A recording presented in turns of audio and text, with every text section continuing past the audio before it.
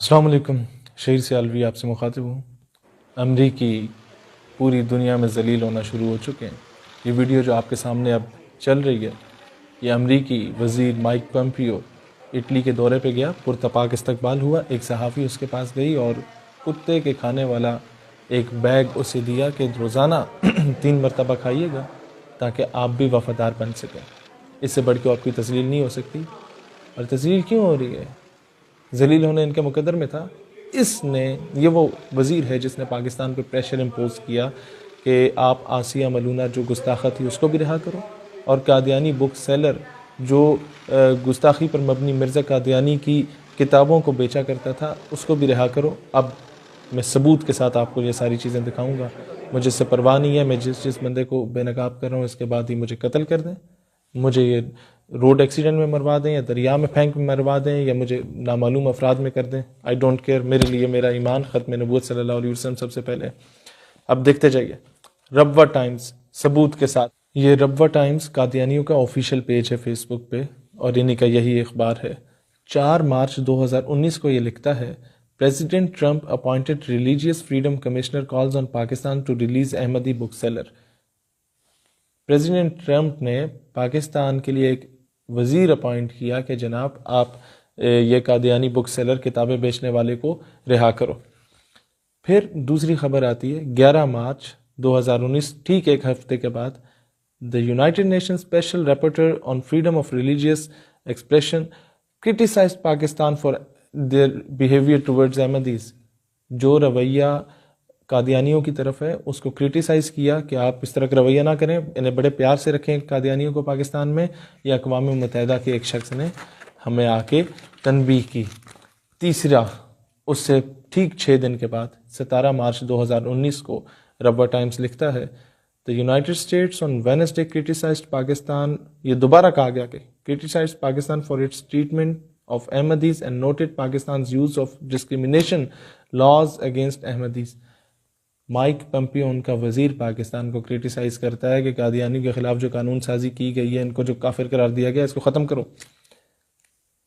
फिर उससे अगले दिन ही ये खबर चलती है कि साकिब निसार को $1 लाख का डैम फंड यानी कि 1 करोड़ 1.5 करोड़ रुपया पाकिस्तानी जो है वो दिया जाता है। इसमें इंपॉर्टेंट चीज़ क्या, ये कादियानी की जानिब से दिया जाता है। इसमें हमें मसला नहीं है, जो मसला वो आगे बताऊंगा। 20 मार्च, ठीक 2 दिन बाद, पाकिस्तान और Monday released Ahmadi book seller Ahmad increasing pressure from American law makers and religious freedom advocates. यानी पाकिस्तान ने कादियानी बुक सेलर को छोड़ दिया अमेरिका के प्रेशर में आके। अब वापस आए। 18 मार्च वाली इस तस्वीर को गौर से देखें, अहमदिया मुस्लिम जमात इस चेक पे लिखा हुआ है और Saqib Nisar chief justice of Pakistan था उस वक्त का, वो रिसीव कर रहा है। क्या ये पाकिस्तान के आइन और कानून की धज्जियां नहीं उड़ाई गई हैं? जब Qadiani they were declared as a non Muslim minority, तो इसमें मुस्लिम जमात अगर लिखा है तो आपने उस चेक को वसूल क्यों किया? लात मार देते, हमसे वसूल कर लेते, पाकिस्तानी हैं बैठे हुए, तुम्हें 1.5 करोड़ तुम्हारे मुंह पे मारते। अब आओ, 2 अप्रैल 2019 को यूरोपीय यूनियन एम्बेसडर विजिटेड रब्वा, इनका जो गढ़ है कादियानी काफिरों का, और इसने मीटिंग की कादियानी जो बड़े बड़े कादियानी वहाँ पर मौजूद होते हैं उनके साथ। यूरोपीय यूनियन के एम्बेसडर का वहाँ पर क्या काम है? किसकी इजाज़त से गया? क्या हमारे लोगों ने उसे रोका नहीं? जो बड़े बड़े स्टेक होल्डर्स बैठे हुए हैं, आप समझ रहे होंगे मैं किसकी बात कर रहा हूँ।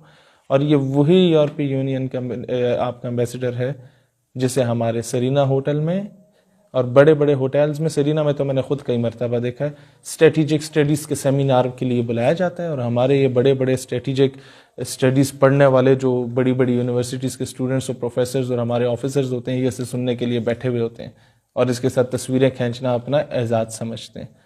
अब आइए, वो जो कादियानी बुक सेलर जिसे रिहा किया गया था, उसकी एक आम सा किताब बेचने वाला डोनाल्ड ट्रंप के साथ उसकी मीटिंग तय पाती है। अब हाजिर हो वो मेरा जिस्म मेरी मर्जी कहने वाली औरतों की जो नाजायज़ औलादें हैं, जो सलमान तासीर को डिफेंड कर रही होती हैं।